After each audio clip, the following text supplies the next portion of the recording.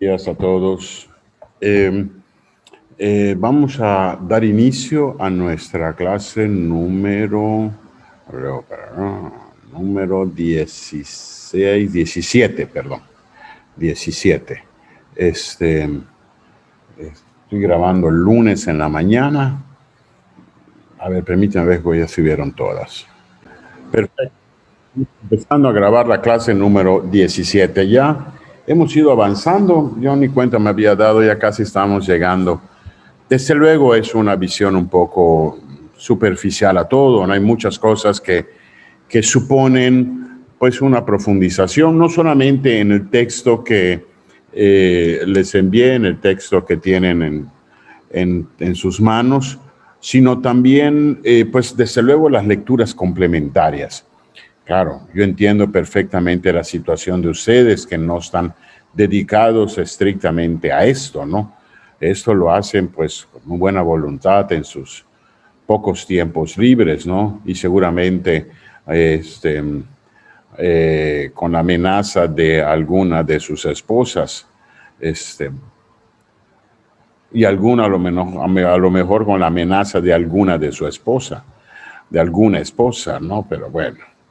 El tema es que sí me parece que desde luego aquí profundizará cada quien según su disponibilidad, su interés.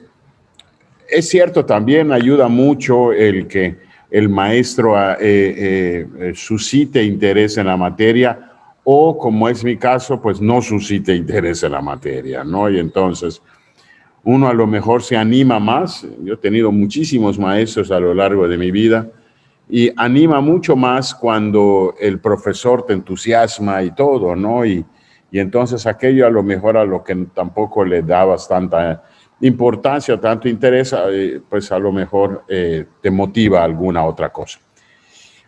Lo cierto es que además de algunas cosas que hemos ido sugiriendo poco a poco, al pie de página de muchas de estos párrafos, pues vienen citados algunos textos. Evidentemente nada suple la doctrina elemental de la Iglesia, basada en la Sagrada Escritura, en el Catecismo de la Iglesia, ¿no? Eso, buenos documentos del Magisterio, eso no se puede brincar. Yo recuerdo un compañero que tuve en el seminario uno o 2 años más chico que yo.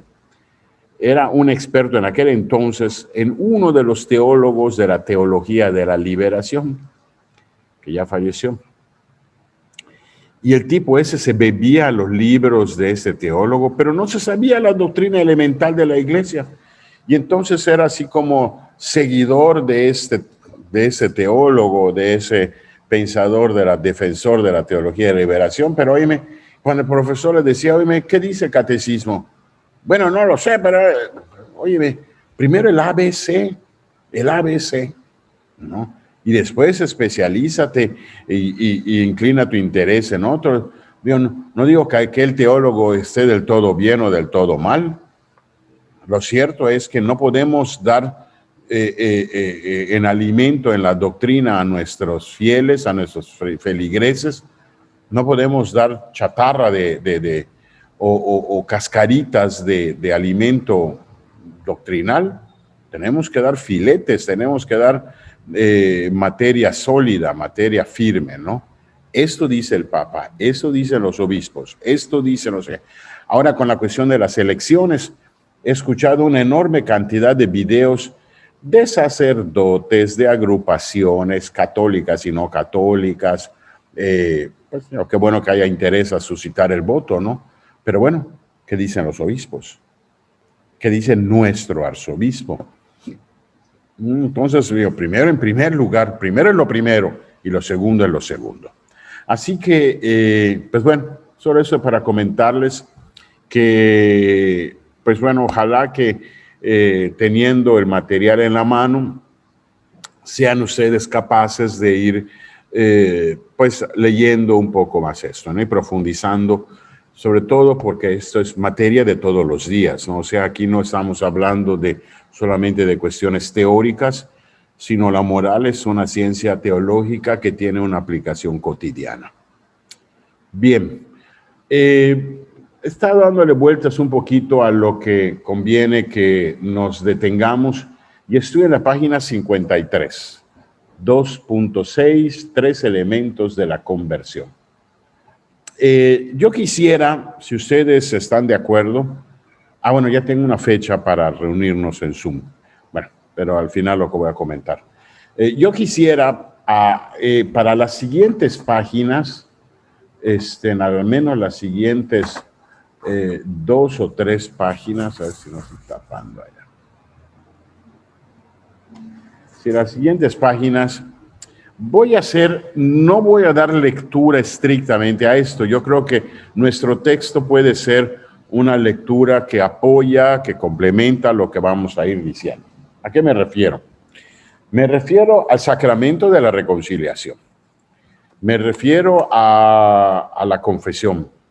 Me refiero a esto que además es de uso cotidiano, de uso permanente, de uso de buen uso o de mal uso para muchas personas, ¿no?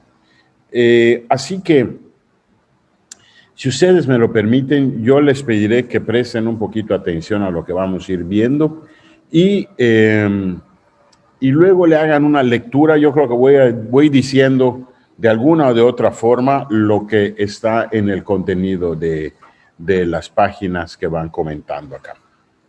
Y lo voy a hacer de una manera muy sencilla, muy pedagógica, me puede parecer, a ver si estarán de acuerdo, muy pedagógica, de manera que cualquier persona, hasta un brujo de Cordemex, puede entender lo que yo voy a decir ahora. Miren, y eso lo hice el otro día con las catequistas de todo este decanato que me corresponde atender, soy el delegado de catequesis de mi decanato, y estuvimos analizando, profundizando específicamente en este sacramento. Yo recuerdo que uno de los pasos elementales, de las catequesis elementales para la primera comunión es hacer una buena confesión. ¿Y cómo se hace una buena confesión? ¿Cuáles son los pasos de una buena confesión? Claro, aquí pudiese haber distintos libros o distintas propuestas que te van dividiendo, pues primero se hace esto, se hace esto. Pues yo les voy a comentar sin que sea la última palabra, ni la última Coca-Cola del desierto. Les voy a comentar lo que me parece que puede ser los 5 pasos en los que yo aprendí en mi primera comunión, los 5 pasos de una buena confesión. De hecho, ahorita que termine la clase, a ver si no me olvido, les voy a mostrar mi fotografía de primera comunión que la acabo de descubrir por acá, guardadita. Bueno,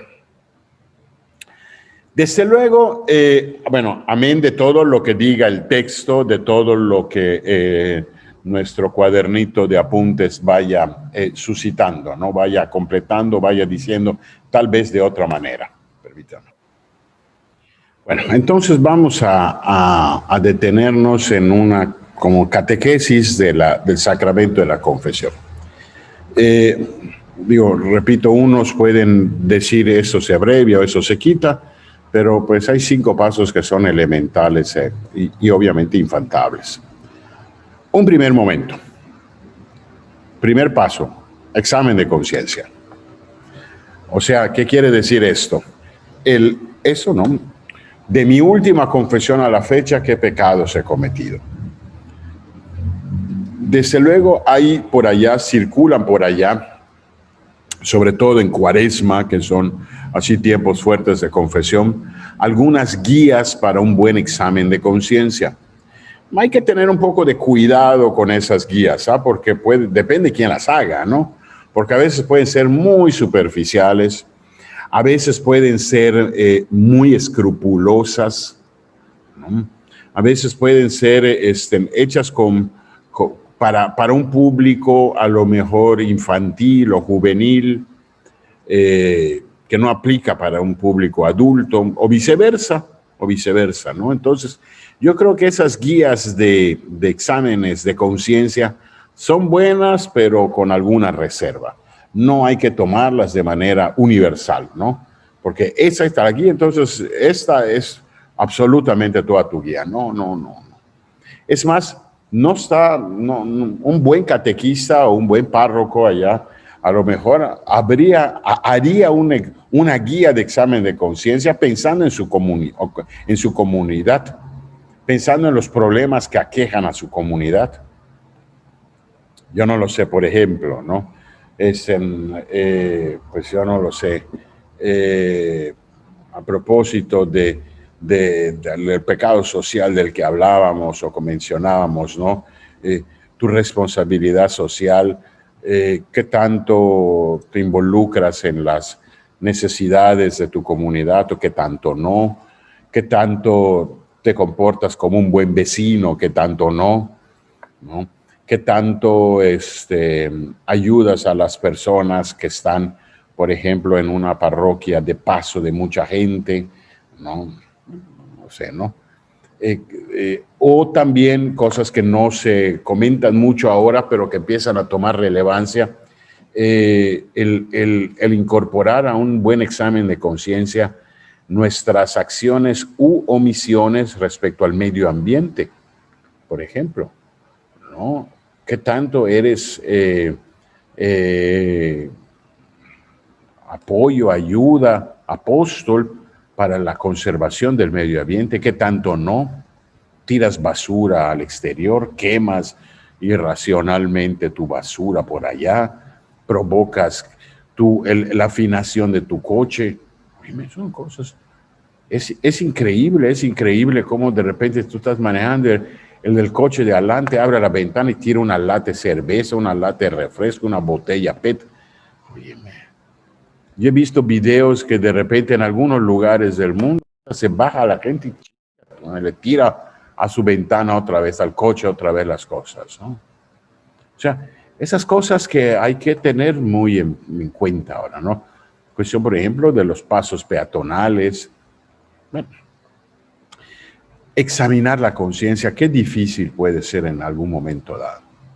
Qué difícil, porque no me van a dejar mentir. Somos muy benévolos con nosotros mismos y somos muy duros o exigentes con los demás. Benévolos respecto a nosotros, ¿no? Como que justificamos nuestras faltas. Oye, no fui a misa los domingos, pero me estaba yo cuidando del COVID. Es que soy sujeto de enfermedades porque tengo un poquito de tos o porque, ¿no? O porque no he fallado a mis misas viéndola cómodamente en mi hamaca, ¿no? En el Facebook, ¿no? Y a veces muy exigentes con otras personas que cometen algún pecado, tal vez hasta menor. Pero, por ejemplo, respecto a ese mandamiento, ¿no? Hay maneras a veces para guiar la conciencia en un buen examen de conciencia. Tomo los 10 mandamientos y empiezo a palomear cómo he pecado en cada mandamiento. Como dice muy bien nuestro acto de contrición, pensamiento, palabra, obra u omisión. Cómo he pecado en cada mandamiento respecto a esto, ¿no? Aquí supone también, desde luego, mucha sinceridad, ¿no? El examen de conciencia tiene que ser llevado, desde luego, con mucha humildad. Aquí hago siempre referencia, o me gusta hacer referencia al programa de Alcohólicos Anónimos, en los 12 pasos de los Alcohólicos Anónimos de su programa de recuperación. Y ustedes seguramente los conocen. ¿Cuál es el primero? Ese. El primero es ese, ¿no? Tienes que reconocer que tienes un problema en tu manera de beber. Ese es el primer paso. El examen de conciencia te lleva a eso, a ir reconociendo cuáles son los pecados que has cometido. Sin justificación. Es sorprendente a veces cómo la gente es tan benévola consigo mismo y tan dura con los demás. O sea, la conciencia de una persona, incluso a lo mejor hasta desde el momento en que lleva a confesarse, hace mucho tiempo que no me confieso. ¿Cuándo? Hace como 6 meses que no me confieso. Y no faltará el siguiente penitente que diga, no ha pasado mucho tiempo, 2 o 3 años, nada más, ¿no? O sea, lo que para unos puede ser muchísimo para otros, ¿no?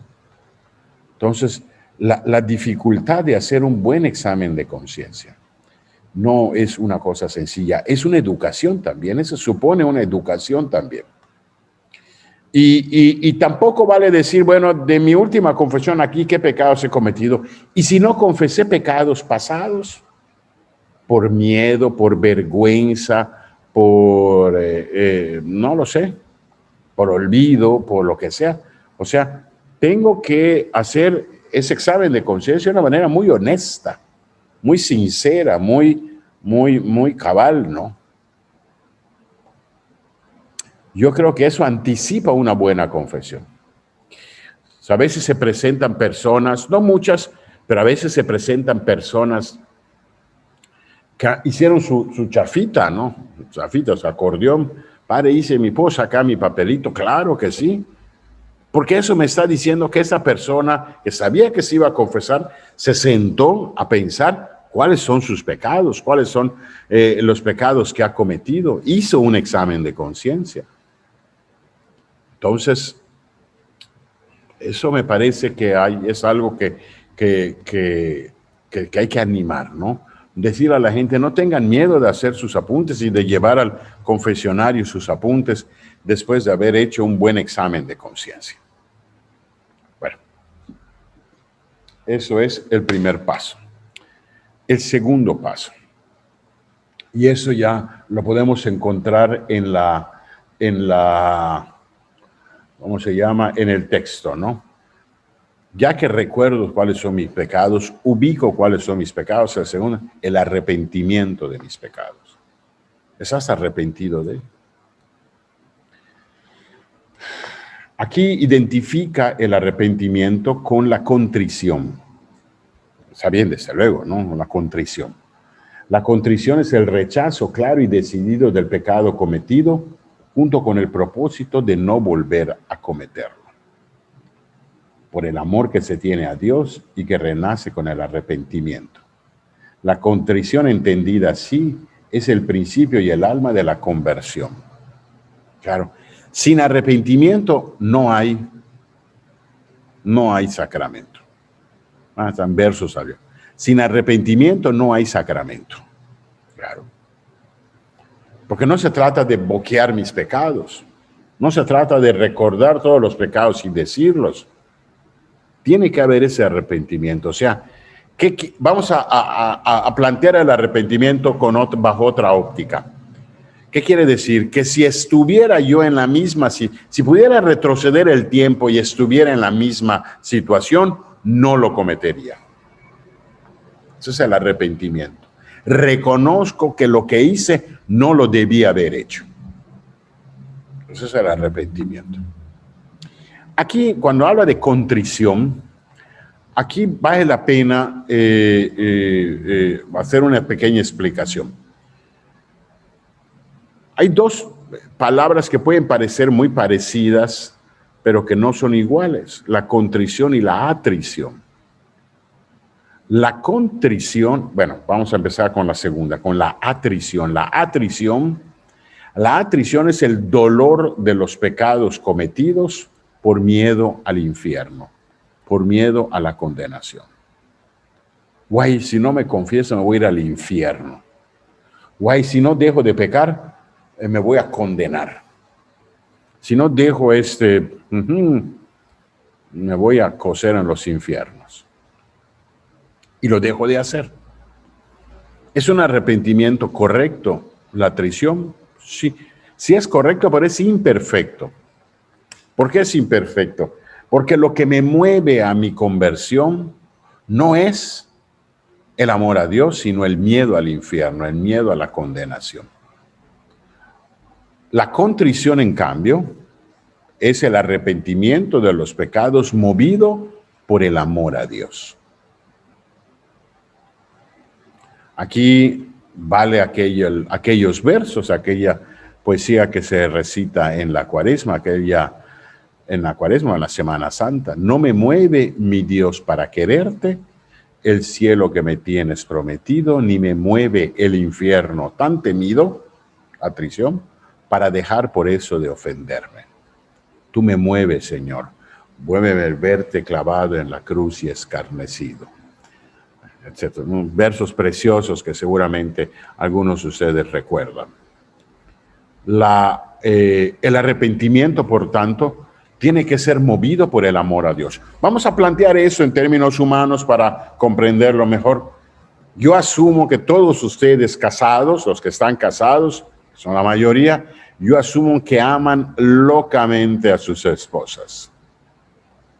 Locamente. Y claro, pero ninguno de ustedes es perfecto. A lo mejor es un perfecto, pero no es un hombre perfecto, ¿no? Tiene sus cualidades, pero bueno.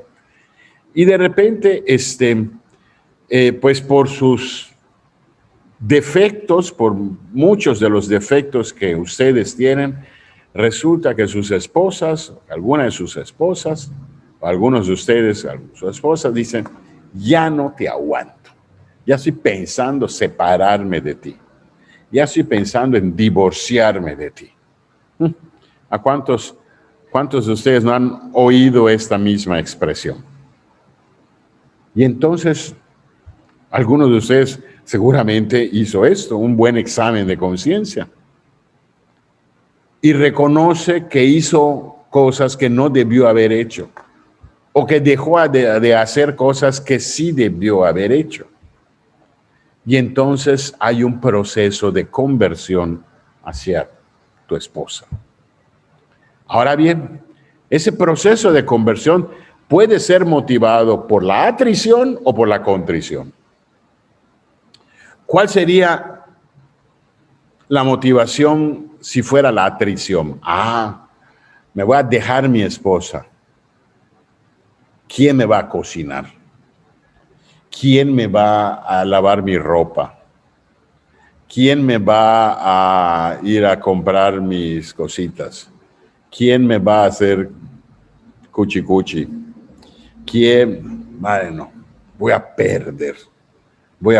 Entonces me convierto. Y entonces, ¿qué es lo que querías, muñeca? ¿Qué es lo que querías, mamacita? ¿A dónde quieres que te lleve? ¿Qué quieres que te compre? Entonces se convierten amorosamente. Amorosamente mismo. No es cierto. Se convierten por miedo a ser abandonados. Y como estás tan feo, nadie te va a hacer caso. Qué diferente sería la conversión a tu esposa por contrición. Esto es, me va a dejar mi esposa y no quiero que me deje porque la amo mucho. Entonces me voy a convertir, voy a hacerle todo eso que quiere que yo haga porque la amo, la quiero hacer feliz. Lo que me mueve es hacerla feliz porque la quiero mucho. Esa es la que sería la contrición. Independientemente de lo que yo perdiera si me dejara. No. Me convierto porque la amo. Eso sería una conversión perfecta. Lo mismo pasa con Dios. Voy a dejar de pecar. ¿Por qué vas a dejar de pecar? ¿Qué te mueve el dejar de pecar? ¿El miedo al infierno? Es válido, pero es imperfecto. Pero pudiese ser mejor. Amo tanto a Dios que no quiero ofenderlo. Por eso, el sacramento de la reconciliación tiene su fuente en el amor. Tiene su explicación en el amor. No es una cuestión técnica. No es un procedimiento mensual que hay que hacer o semestral o anual que hay que hacer. No es un mantenimiento nada más que se le da a un coche. Tiene que ser, es una expresión de amor. Una expresión de amor. Entonces el segundo paso finalmente es ese arrepentimiento.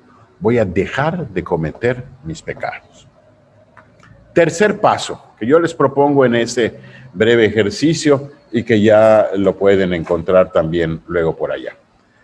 Tercer paso, mi propósito de enmienda.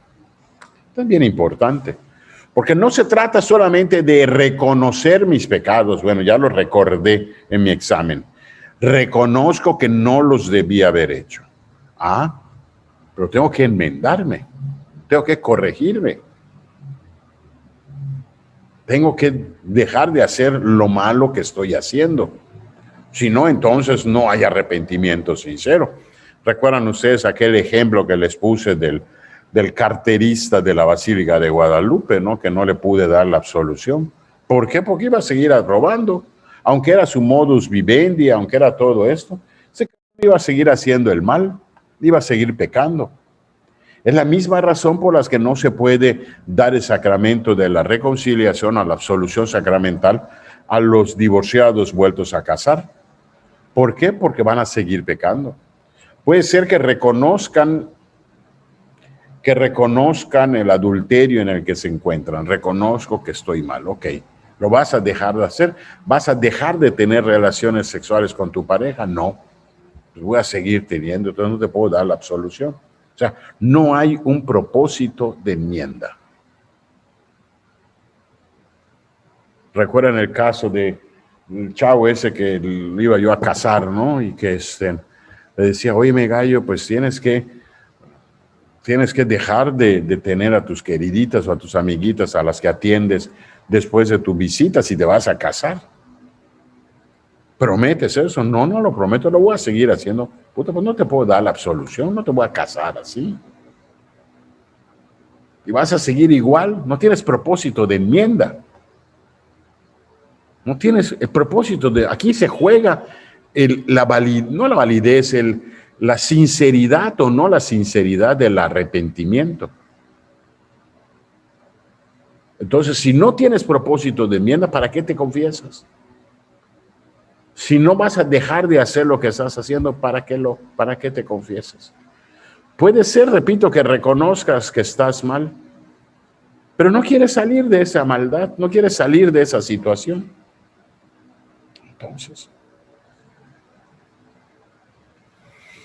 Entonces, así que el propósito de enmienda es fundamental en esto. Y me parece que aquí en la satisfacción, esa es otra cosa, ¿no? La actitud penitencia. Bueno, ya podrán leer por allá, van a encontrar. Cuarto paso, es obviamente el evidente, es la confesión de todos los pecados. La confesión de todos los pecados. Bueno, ustedes no van a ser confesores en el sentido estricto de la palabra, porque no van a dar el sacramento, no van a absolver a nadie, ¿no? Esto más bien se lo digo a los seminaristas cuando se van a ordenar sacerdotes, ¿no? Que no sean tan ingenuos, por un lado, ¿no? Es que pequé, vengo a confesar porque pues hice malas acciones. Sí, pero qué malas acciones hiciste. Bueno, es que me porté mal. Bueno, sí, pero qué mal. Porque hay algunos que, es cierto, a nadie le gusta decir sus cosas malas, ¿no? Honestamente hablando, ¿no? Nos avergüenza, ¿no? Decir nuestros pecados frente a una persona. Óyeme, es que pues le fui infiel a mi esposa, es que tuve un problema de drogas, un problema de alcohol, es que robé mi trabajo, es que he estado, pues bueno, coqueteando con alguien que no debo, etcétera, etcétera, ¿no? Pero hay que decirlos, hay que decir las cosas, hay que identificar el pecado. Aquí recuerdo mucho, y permítanme, les vuelva a hacer mención de don Manuel Castro Ruiz.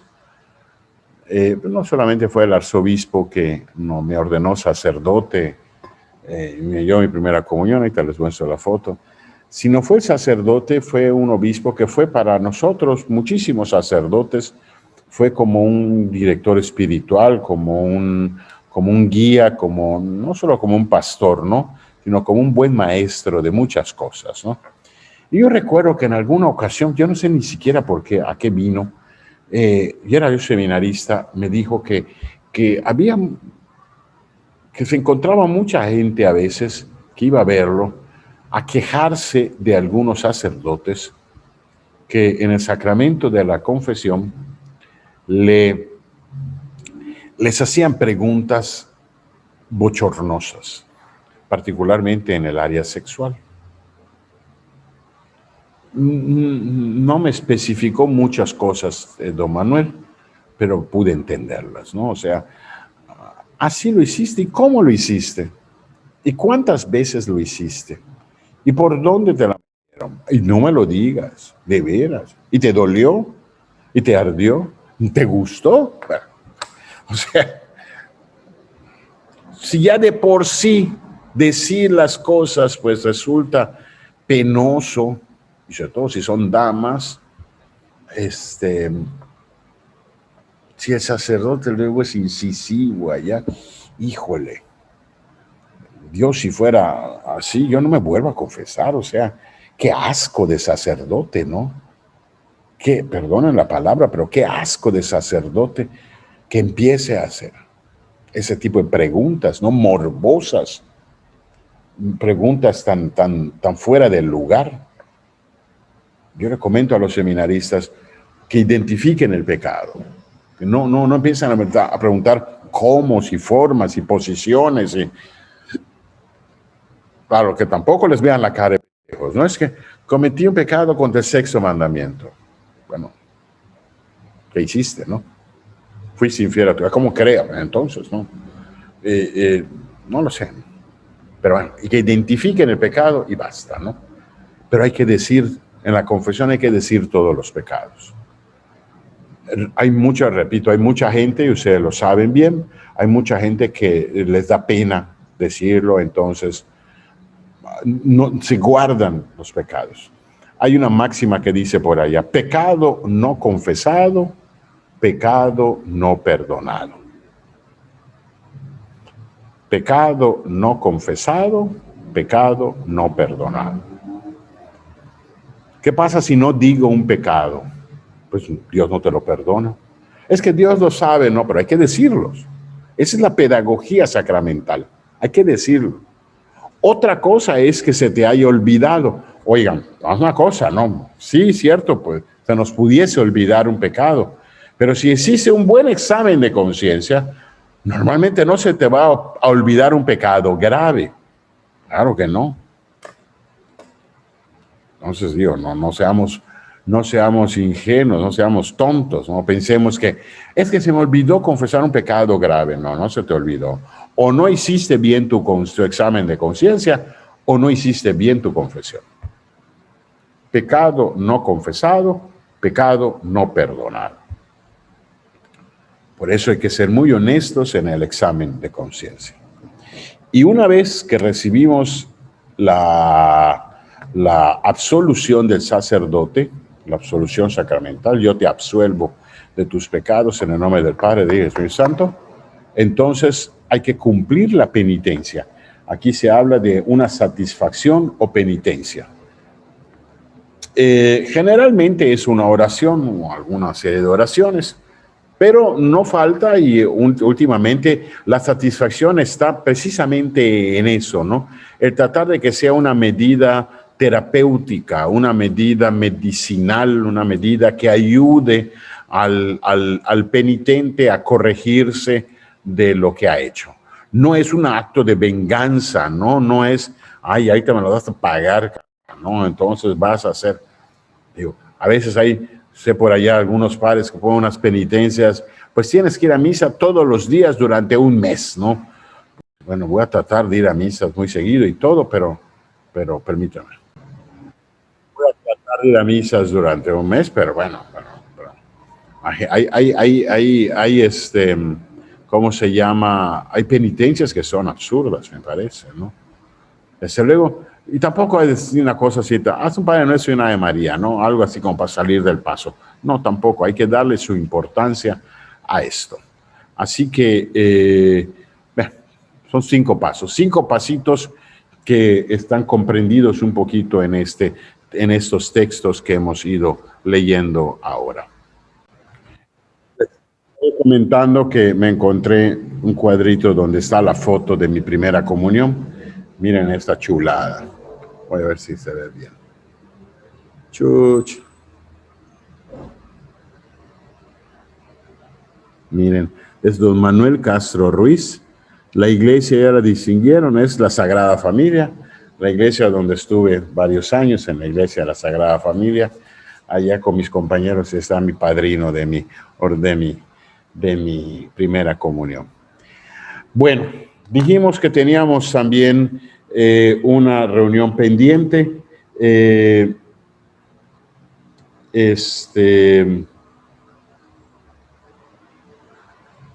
Permíteme un momentito. Quedamos en reunirnos. A ver, bueno, yo creo que ya tenemos una semana para programarnos. Nos vamos a reunir una noche, a las 8:30 de la noche, el 7 de junio, el próximo lunes.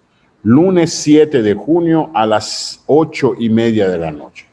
Yo espero que el brujo de Cordemex nos haga el favor de mandarnos el citatorio de Zoom, por Zoom, para reunirnos, que tengan a mano sus preguntas para ir aclarando algunas cosas que estén pendientes. ¿Sale? Muy bien, qué gusto saludarles. Esa fue la clase número 17.